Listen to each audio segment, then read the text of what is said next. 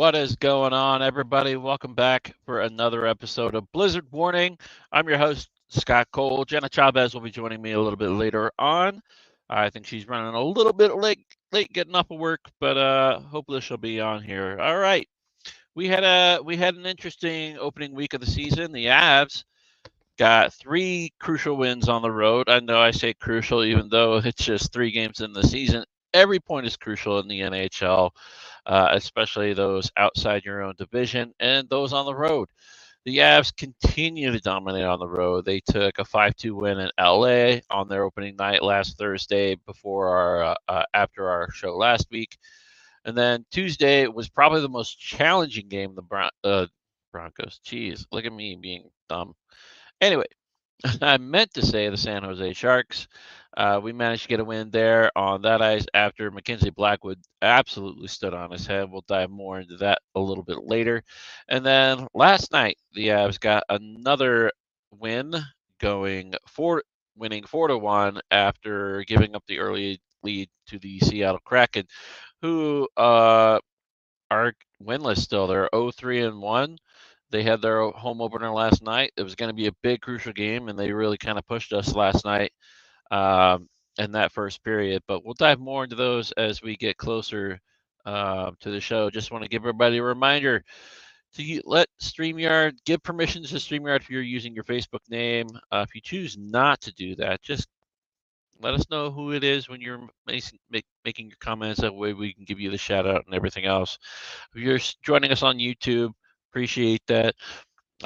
We will dive right into it. Like I said, Avs secure 3 wins to open the regular season, 5-2 against the Kings, 2-1 in a shootout against the Sharks, and 4-1 against the Seattle Kraken last night. All those games were super impressive. I didn't get to watch a lot of the San Jose game because it's on a Saturday and I work the weekends. But the great thing about working overnights on the weekends for me, I can watch that game on loop time and time again on altitude because that's pretty much all they show at night outside of some infomercials. It was a really enjoyable game. Mackenzie Blackwood, who was a pickup from free agency, was not re signed by the New Jersey Devils this previous offseason and absolutely stood on his head. 52 shots on goal that guy faced, and impressive. Credit where credit's due in that game. The first game of the season, LA Kings hosting us. The Avs came out and did what they had to do. They looked in control that entire game, didn't really put up much of a fight. I will say I was not happy with the national broadcast coverage, constantly talking about uh, Laferriere and his family being in town and the fight that happened and all that stuff. I mean, I don't know why the fight started, but Logan O'Connor stood up, took it to him, got some good shots in, and then got absolutely got a judo throw placed on him, and that was just weird to see. I mean, one, yes, very exciting play. NHL media team picked up on it and talked about it the rest of the night. Apparently didn't have much to talk about in favor of the Kings, who were the home team. And I'm guessing ESPN, when they have these broadcasts, when the national media has the broadcast rights for the game or whatever, they're supposed to talk up the home team and everything else. But I don't think they had a lot to talk about for the home team outside of that particular fight, that particular play. The Avs were in control for most of it, and it just didn't matter to them. 5-2 was the final score in that game. You had goals from a number of players in that game. Let's see who Nathan McKinnon, first goal of the season, with assist by Mikko Rantanen and Jonathan Drouin. That new top line looked pretty awesome right there. Makar had the first power play goal of the season, an absolute wrister. I mean, if you watch the replays on that, you could clearly see he hit goalie had no shot at that. You had 3, 4 players in front of him, and that's one of the things I love about Makar on the power play or just anytime he gets a puck, he's looking for those opportunities where the goalie's been screened um, from with multiple players, not just our center or one of our wingers standing there in front of him, but somebody else being down in front of him, uh, 2, 3 more people down in front of him, and Makar just finds the back of the net. It's fantastic to watch this defenseman who can just put a wrister on net, and it just whizzes by people and hits the back of the twine, and we all celebrate. Mikko Rantanen had 2 goals in this game. Assist from Taves and McKinnon on the first one, and the second one was an assist from Jack Johnson and Cale Makar. So some defensive players stepping up and getting into the game. And then Miles Wood, who was flying around in that game, got the empty netter with assists from Ross Colton and Tomas Tatar. That was our takeaway from that first game. Not as many goals in that second game back to San Jose, where Mackenzie Blackwood, once again, was on top of things. It left a bitter taste in the mouth of a lot of Avalanche fans. Makar didn't get that goal until late in the third period. Literally, I think it was like 1 minute and 30 seconds left, 1 minute 36, something like that, on the clock, and the Avs found a way. Going back to one of their slogans they used in the playoffs: find a way to win games. It doesn't take much. Get the puck on net. Hopefully one of them falls in. Makar found the puck, was fed the puck by Valeri Nichushkin off of the left side or right side of the goalie if you're looking at it from the goalie's perspective. If you're looking at it from the camera's perspective, left side or front, closest side to the camera. And just Makar found some open ice, skated up to that point, and then again, he found a spot where the goalie got screened by 2, 3 people and just found, top corner, and it went in, which secured a point for the Avs, which was awesome to see. And then that was kind of the straw that broke the camel's back on that one. We get to overtime, secure a point, so we got our 3rd point on the season there. And overtime, you had some opportunities for both teams, but it felt like the Avs gained control and kept control in overtime for the most part, which is great to see. There's been a number of times in the past where the Avs get too aggressive in overtime, and it's bit us in the butt. But we managed to get through overtime, nothing really given up, and then we go to the shootout. And Mikko Rantanen was our second shooter on this attempt. San Jose decided to go first in each round. They got blanked the first 2 times. Mikko puts a nice wrister on, and it gets by Blackwood. And then Alexander Georgiev gives us one of his first dominant performances in the shootout. Hopefully, we don't get too many of those this year. Even though they are exciting to watch, the 3-on-3 overtime format continues to be one of my favorite overtime formats in all of sports. We still don't heart pounding in my throat. Don't enjoy overtime, especially when I can't watch it consistently. It's 5 minutes. It's fast. It's furious. No commercial breaks, and got to do my job. So I got to look up at the TV every chance I get and try not to be distracted by it. But Mikko Rantanen pulls it off. Alexander Georgiev shuts the door. We get the second win and on to Seattle. As I said, Seattle. This is a team that is truly going to test the Avs anytime we match up with them. I think there's a bit of a rivalry forming there with a Pacific Division team. They're not in the Central, but I would still call that a Western Conference rivalry, similar to what's growing between us and the Golden Knights. Those are the 2 teams that I expect us to see in the playoffs. Outside of Edmonton or Calgary. Calgary didn't make it last year either. But we'll talk more about those teams as we see them further on into the season. Avs versus Seattle up at Climate Pledge Arena, one of the newest arenas in all of the NHL. The Avs got off to a rough start. Seattle comes out, they're firing and just dominating the ice in that first period.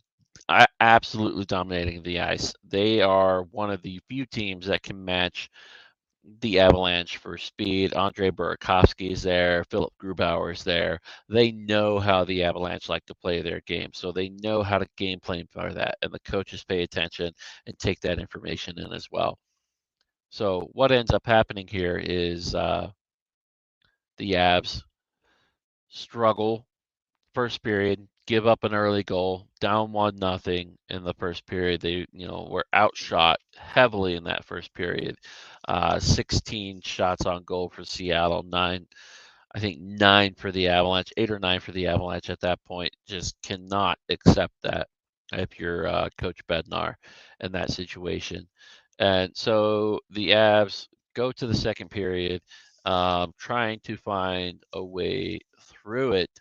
And Arturi Lehkonen gets on the board first. No assists on that one. A few shots bounced around, and he was first person to touch the puck after some time and got us the goal. Tied that up 1-1. That was about the 3:50 mark, I believe, of the second period, and then about the 18, I think it was 8 minutes later, Logan O'Connor on. Oh man, gotta love Logan O'Connor, guys. Logan O'Connor got a breakout pass from Cale Makar and Devin Tays in this one while on the penalty kill, and the Avs remain perfect on the penalty kill. I think we're up to 12 penalty kills, no goals allowed, minimal shots allowed for Seattle on their power play, which is what you like to see as you build up through the game. This is where the momentum shifted, and you just kind of killed the energy at Climate Pledge Arena. O'Connor gets a beautiful pass set up by Makar out of his own zone, passes out to Tays. Tays is at his own blue line, passes it to O'Connor as he's entering the offensive zone. He's got a Seattle player all over his backside, sneaks in and just pushes this puck right past Grubauer. Got Grubauer moving left to right, in between the pads. That put the Avs on top for the rest of this game. That was the game-winning goal. It's great to see a shorthanded goal be the game-winning goal. That's what I love to see. It doesn't happen very often.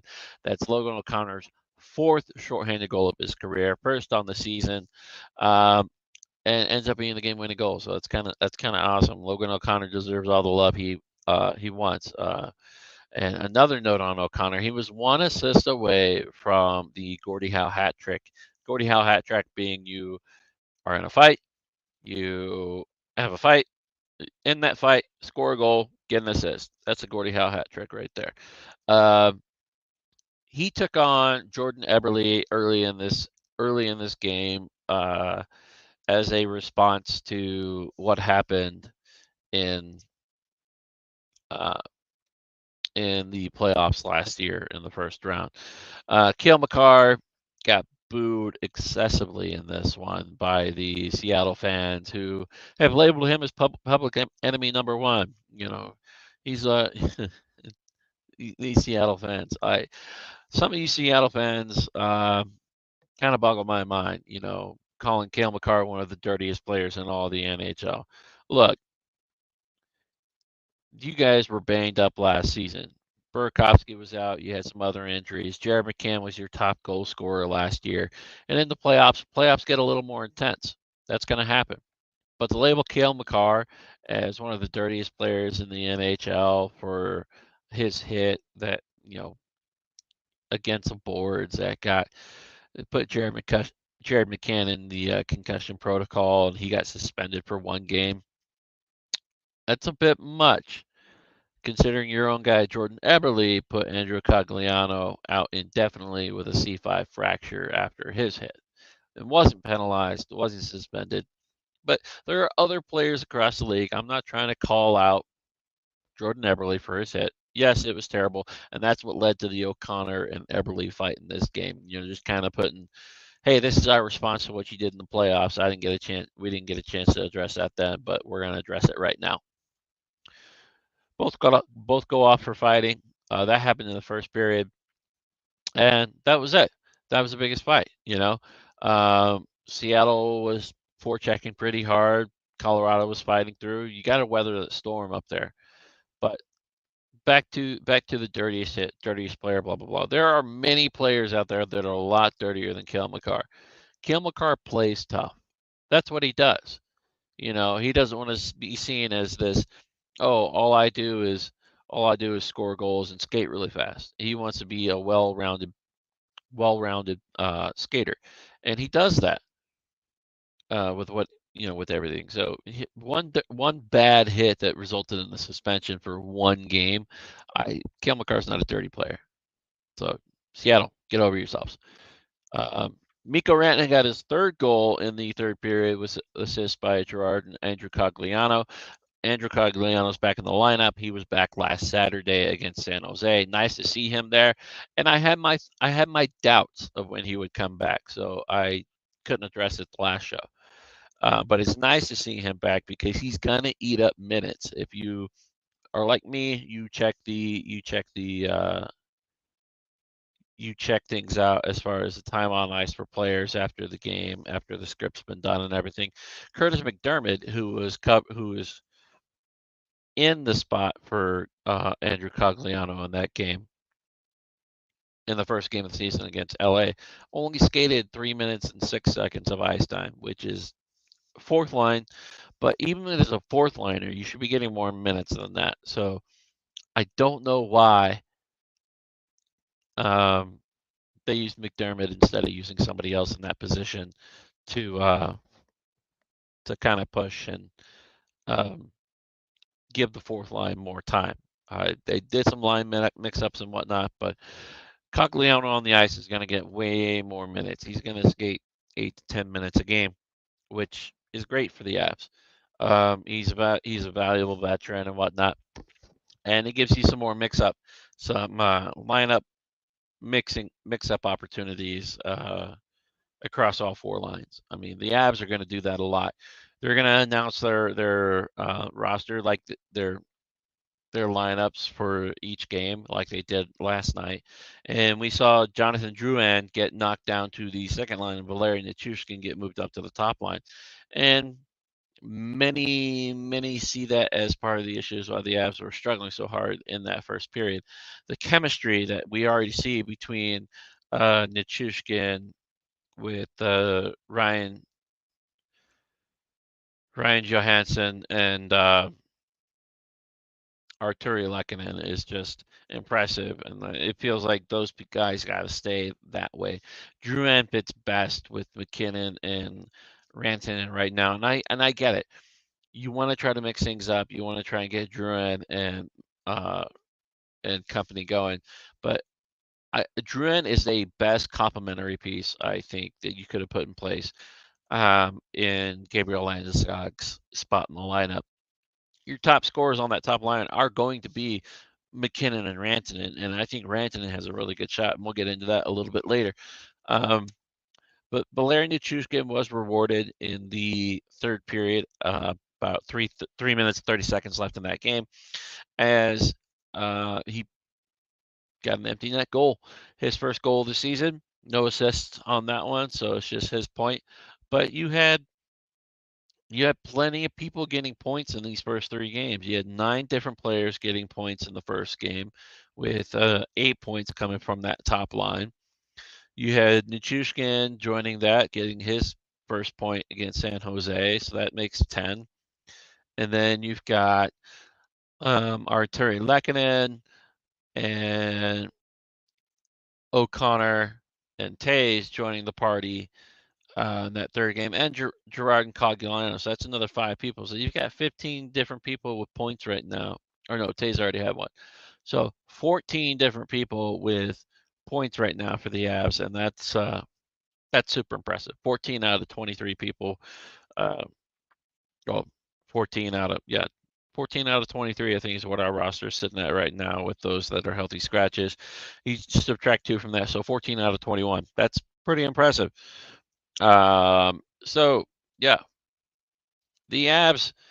Alexander Georgiev earned his 100th win against the San Jose Sharks back on Saturday, October 14th.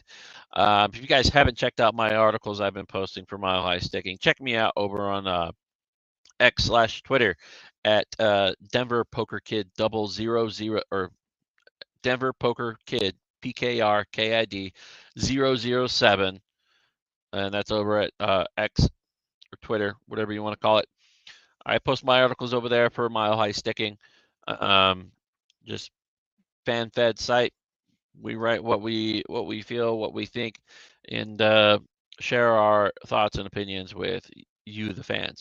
I have my biggest question is yes, Alexander Georgiev went undrafted, was invited to camp by the New York Rangers back in 2017, and was given the opportunity to play backup to the great Henrik Lundqvist, the king, in net for the New York Rangers for all those years. Who is now a analyst for TNT, ESPN. I believe it's TNT. He's part of the TNT cast, but hosted by ESPN. But Georgiev was given the opportunity while there. I think Igor Shesterkin was a fourth round draft pick, third or fourth round draft pick, was still working out his kinks and everything else. But Igor Shesterkin eventually became the guy, won a Heisman in his first few years, or Heisman, Jesus, look at me go.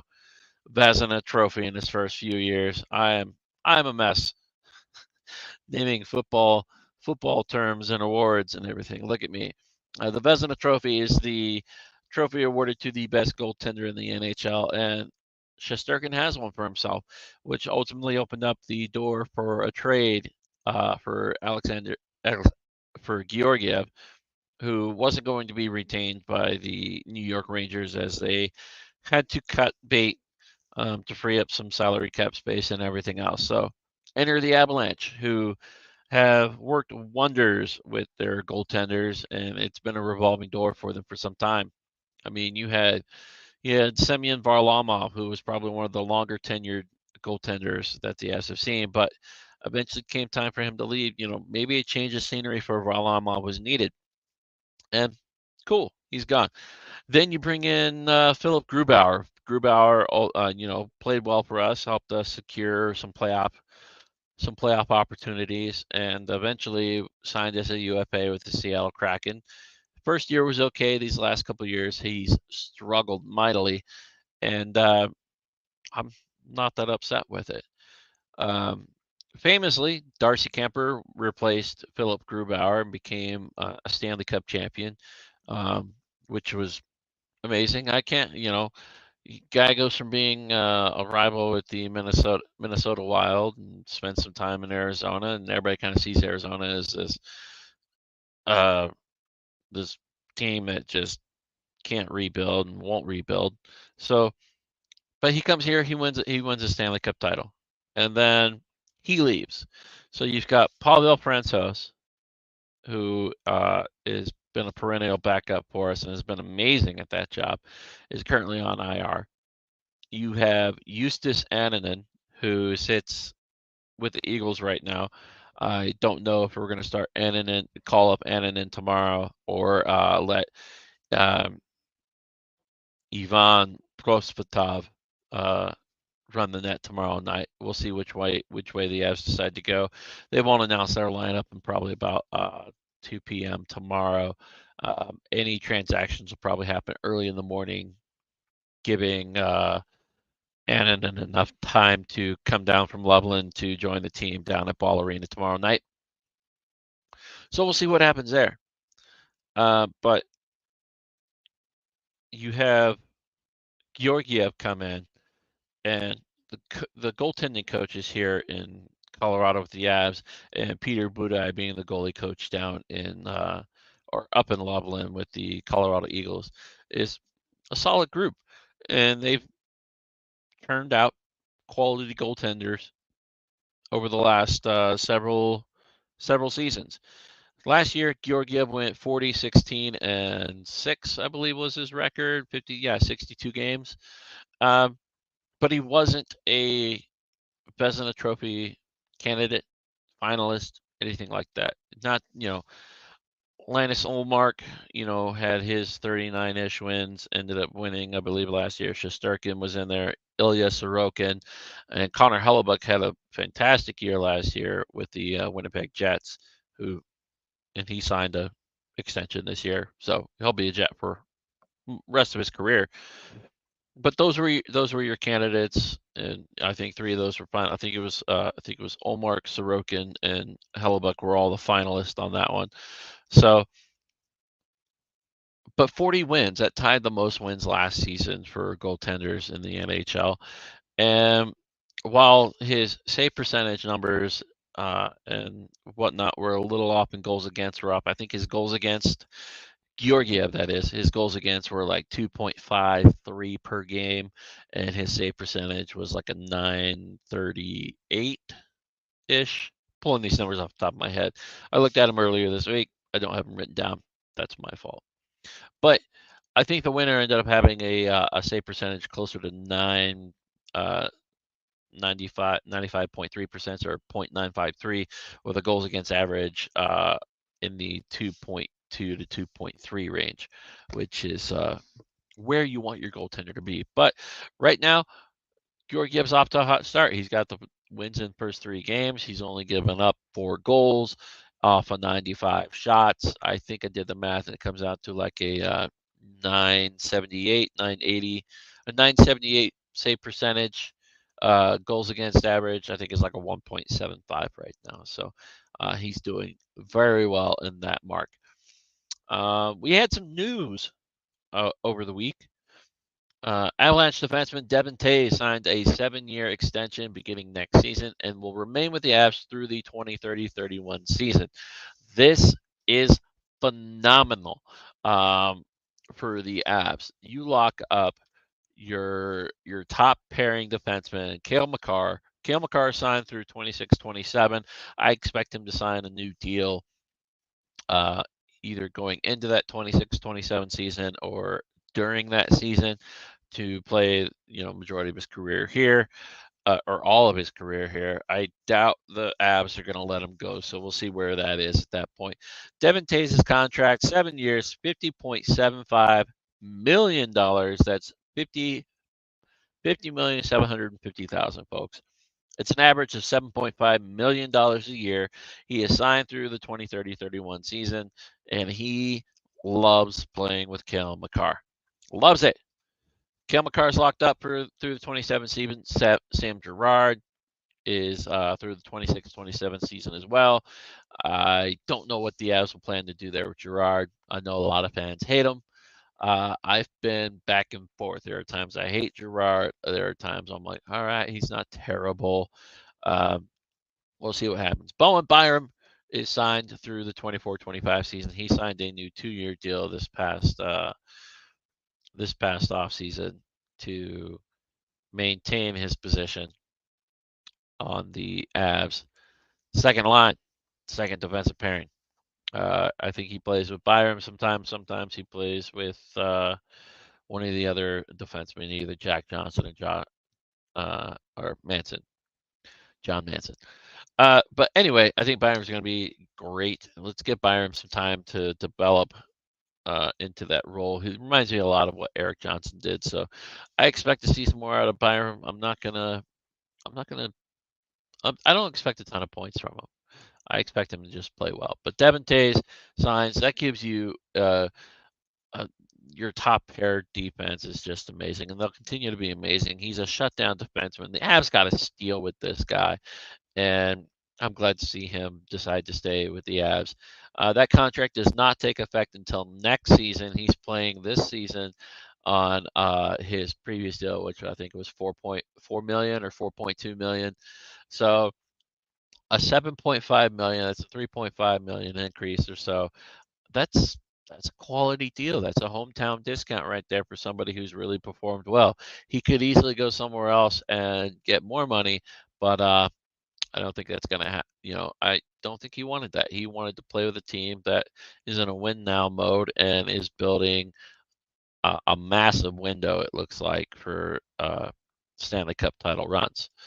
And his line mate, in case you guys missed it, became the fastest defenseman to 250 career points, passing the legendary Bobby Orr, who did it in 246 games. Makar accomplished this feat in 241 games last night with his assist on that shorthanded goal, and he maintains his point per game pace. I believe he's just over that. I think he's currently sitting at like a 1.03 or a 1.04, which is third best in NHL history right now. Uh, the dude's legendary, and I spoke of this in another article I wrote. He's very humble. He's 24 years old. He's very, very humble. He's aware that the NHL is a fast-paced, brutal game at times, and if you're not careful and you let the media, the ego, the I'm the best in the world, nobody can top me type mentality get to you, other players are going to eat you up. They're going to put you in your place. So he's doing a fantastic job of maintaining this calm demeanor, this very humble approach to it. And he's like, look, I'm here to play a game. I'm here to help my team win. He's very team oriented, which speaks volumes of what the Avalanche have built in this league. So I personally like it. He's amazing. There's not much else I can say about Kel Makar and what he's been able to do from the blue line as a two-way defenseman. So Mikko Rantanen, uh, 5 points already this season, 3 goals, 2 assists. He leads the team.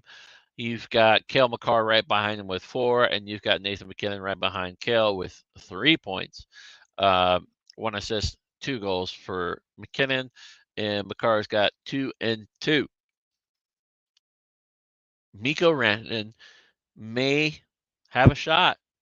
May have a shot. I mean, this guy had 100 points last season, which kind of went by the wayside because Nathan MacKinnon finally had a 100-point season, had 111 points, had career numbers last year. Mikko Rantanen's right there with him, though. And this is another guy that you've got locked up for a long period of time with Nathan MacKinnon on this top line. Mikko Rantanen could easily contend for the Hart Trophy this year. Yeah, and yes, I get that. That speaks a lot to what's going on right there. But it's not bragging, it's not boastful. It's a legit thing. You've got Connor McDavid and Leon Draisaitl up in Edmonton who continue to be talks of Hart Trophy candidates year in and year out. And I think the Avs, can push that, can try to do something similar. And I think it's highly possible Mikko Rantanen could be on there, but it's early. It's early for sure. But 5 points in 3 games, 79 more games to go. If 2 points a game, that's 150. 158 points, 2 points per game. Jeez, that's a lot of points. I don't know if he'll get there, but I'm enjoying every second we have of it. As long as the Avs continue to fight, we'll stay out of it. Across the ticker on the bottom right there, I've got our upcoming games for the Avalanche over the next week, heading up to next Wednesday. Tomorrow night, the Chicago Blackhawks are in town as the Avs open up their home openers tomorrow night. You can see Connor Bedard led the Chicago Blackhawks. This guy is all over the media for the NHL. The NHL is putting him front and center, trying to build up his name, trying to make the Chicago Blackhawks a more watchable team. And he's been enjoyable to watch. I can't blame him for that. The guy's got some talent. He's got some skill. He's a rookie. Probably going to end up winning the Calder Trophy for Rookie of the Year. So I don't blame them. That game You thought coming home to Ball Arena was going to mean an early game, 7 o'clock, 6:30, blah blah blah. Nope. Sorry to disappoint you guys. We are on ESPN again tomorrow night, which means another late game as they have an East Coast game scheduled for their first game in their coverage tomorrow. So yeah, get ready for yeah. The Edmonton Oilers at Philadelphia Flyers is the ESPN Plus game. That's at 5:30. So yeah, Chicago at Colorado is the 8:30 game. So it's thanks, thanks national media, thanks ESPN, giving us a late game again, fourth in a row. But it gets better. Carolina Hurricanes are in town. We're back on altitude. Carolina Hurricanes are co-favorites or were co-favorites to start the season with the Colorado Avalanche. I believe it was a plus 900 mark on BetMGM before the season started for both these teams, for us and the Carolina Hurricanes. So we'll see them here, Ball Arena. That's their only visit as they are an East Coast team. And then the Avs get back on the road and start their 3-game East Coast road trip against the New York Islanders in Ilya Sorokin for the New York Islanders. That'll be an interesting one right there. Other games the Avs have, I'll let you know just because I got some time, and it is part of that 3-game East Coast road trip, which will wrap up October. Is the 26th. They will be in Pittsburgh, and that's Thursday, and the 29th, Sunday, October 29th, 11 a.m. It's an early morning game, 11 a.m. at Madison Square Garden, or no, not Madison Square Garden. They're in Buffalo. Yeah, maybe. I don't know. I don't know where Buffalo plays. They're New York, but I don't think it's Madison Square Garden. That's New York. That's the Rangers. But they were taking on Buffalo, and I'm pretty sure we'll see some altitude feed covering Eric Johnson talking to some of the team members, wearing his Buffalo uni. But it's gonna be our first look at that. Uh, Tomorrow night with Georgiev facing, having gotten the start in these first 3 games, there's the potential that he could get the night off. I certainly think he's earned it. He had a light workload against San Jose, but last night he stood tall for the Avs after that first period against Seattle, allowed them to get the win, only gave up 1 goal. But if you're a fan, where do you stand? Are you concerned about his early workload? Are you happy about his early workload? I mean, if you look at last season, he played 62 games. He started 62 games, which means Pavel Francouz only got, or the backup, because Justus Annunen was in there a few times, only got 20 games. But 20 games for Justus, or Justice, as they want to call him. His name's Justus. For Annunen or Francouz or whoever else we used, 20 games across your backup goaltenders, and Pavel Francouz is still seen as a perennial elite backup goaltender with only 20 games, at most 20 games. I think he probably had 16, 17 games because Annunen was in there for a few of those because of injuries. So in that case, 62 games for Alexander Georgiev, 40 wins, 16 losses, 6 overtime losses is what he had. He got you 80, 86 points. 86 of your 108, 109 points last year. So that's 22, 23 points that weren't Georgiev's responsibility that your backup goaltenders got for you. I personally am joyful. I'm happy. I love it. I love seeing the large workload from a clear number one goaltender. The question comes, where, and when do you get these breaks in for your workhorse goaltender? You know, LA opening night, opening game of the season. Of course, you're going to let your starter play.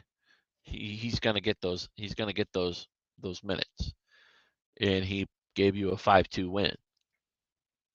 San Jose, a lot of people sat there and said, "Well, San Jose's a terrible team, or they're a worse team." You could have started the backup there. You could have given Prosvetov a shot there, but no. 2 days rest. Of course, you're going to let Georgiev go in there and do his thing, and he did. He gave you a 2-1 shutout win. He dominated them in overtime. He dominated them in the shootout. The guy's a freaking mountain. And then again, another 2 days off, Sunday, Monday.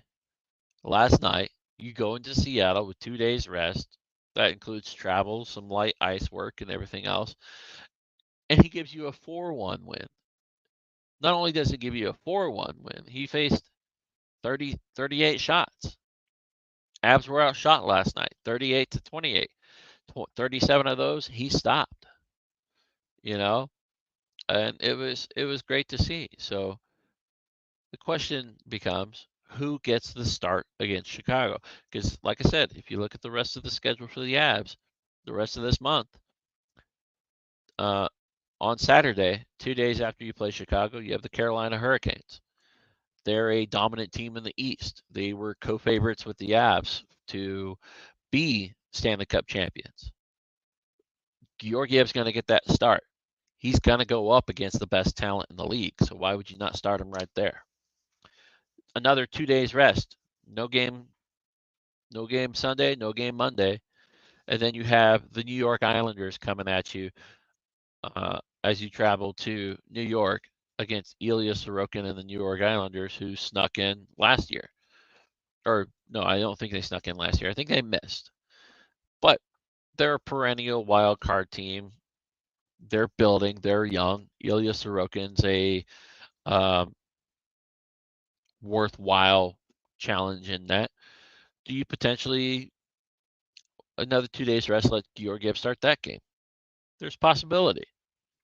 But the question remains, 2 days after that game on the 26th, and we'll touch more base on this next week with our show, the Pittsburgh Penguins. That's a fading team.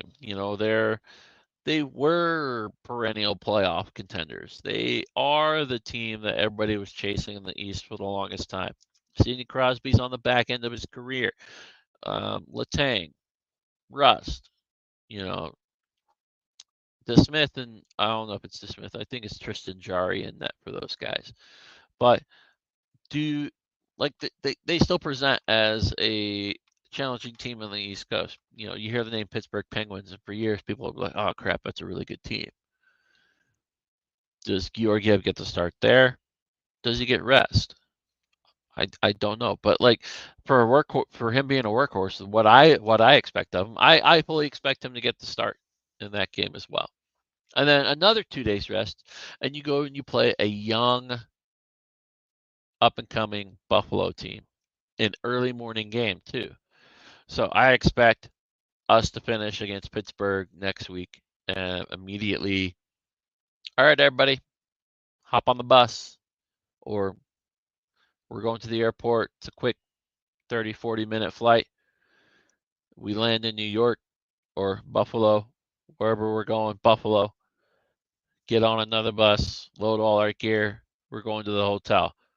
That way we're there Friday, or possibly late Thursday evening, check into the hotel. You have 2 days.